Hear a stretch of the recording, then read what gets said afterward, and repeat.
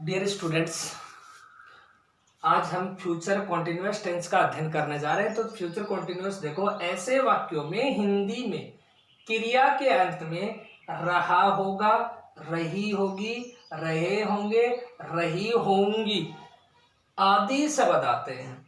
ये शब्द हो तो वहां पर फ्यूचर कॉन्टिन्यूअस टेंस होगा। अब एडवर्ब्स देखो, यदि वाक्य में at this time, at this moment, at time के साथ tomorrow, next day, next week, next month, next year, future time हो, इनमें से कोई भी हो, यानी कि at this time, at this moment, at time के साथ फ्यूचर टाइम होना जरूरी है या फ्यूचर टेंस होना जरूरी है, तो वहां पर शैल या will plus be plus verb की फर्स्ट फॉर्म में आईएनजी का प्रयोग होगा।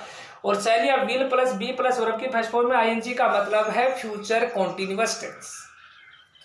यानी कि अगर वाक्य में at time, at this moment, at present के साथ tomorrow, next day, next week, next month, next year, future time हो, तो दोनों साथ हो तो वह फ्यूचर कॉन्टिन्यूअस टेंस होगा। फ्यूचर कॉन्टिन्यूअस टेंस होगा तो उसमें हेल्पिंग वर्ब शैल या will plus be plus verb के फर्स्ट फॉर्म में आईएनजी का प्रयोग होगा। और आई और वी के साथ शैल का प्रयोग होगा, शेष के साथ विल का प्रयोग होगा।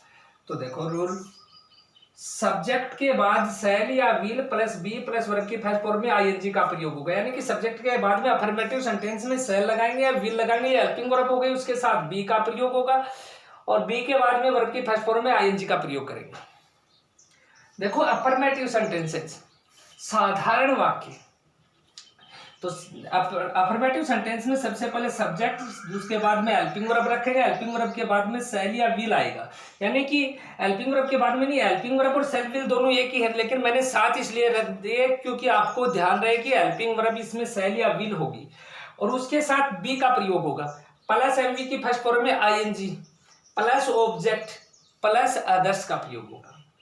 तो देखो, मैं उसकी सहायता करता रहूंगा, तो देखो सबसे पहले वाक्य में मैं सब्जेक्ट आया हुआ है तो हम लिख देंगे आई, मैं का होगा आई, आई आ गया तो हेल्पिंग वर्ब होगी सेल, आई सेल, फिर बी, क्योंकि सूत्र में बी, वर्ब की फर्स्ट फॉर्म में आईएनजी, तो देखो सहायता करना, सहायता का अर्थ होगा हेल्प, HEL और आईएनजी जोड़ देंगे, हेल्पिंग, उसकी, उसका का अर्थ होगा हिम, क्योंकि यह पुरुष है, पुलिंग है, पुलिंग के लिए ऑब्जेक्ट, पुलिंग का जो ऑब्जेक्ट है, देखो पुलिंग के लिए ही का प्रयोग होगा, ही का ऑब्जेक्ट हिम होगा। अगर यहाँ पर स्त्रीलिंग होता तो सी होता तो यहाँ पर हिम हर आ जाता। यहाँ देखो दोबारा देखो, मैं उसकी सहायता करता रहूंगा तो आई शैल बी हेल्पिंग और यहाँ ऑब्जेक्ट आएगा, इसलिए हमने हिम कर दिया। विद्यार्थी मैच खेल रहे होंगे, द स्टूडेंट्स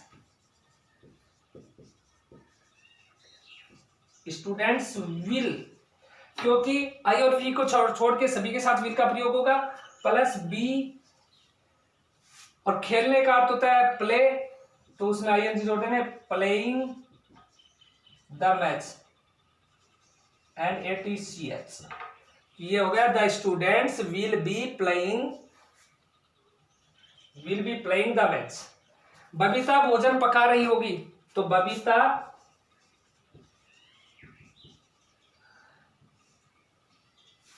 के साथ हेल्पिंग वर्ब आएगी विल, उसके साथ हम लगाएंगे बी, पकाना का अर्थ होगा कुक, COOK और आईएनजी जोड़ देंगे, कुकिंग फूड, भोजन का अर्थ होता है फूड, तो Babita will be cooking food. ये फ्यूचर कॉन्टिन्यूअस टेंस में अफर्मेटिव सेंटेंस तक हो गया। कल negative, interrogative, negative sentence complete हो जाएंगे। साथ साथ आपको ये एडवर्ब्स याद करने हैं, क्योंकि इसके खत्म होते ही, टेंस खत्म होते ही हम एक्टिव पैसिव शुरू करेंगे, उसमें एडवर्ब्स काम में लेंगे। धन्यवाद।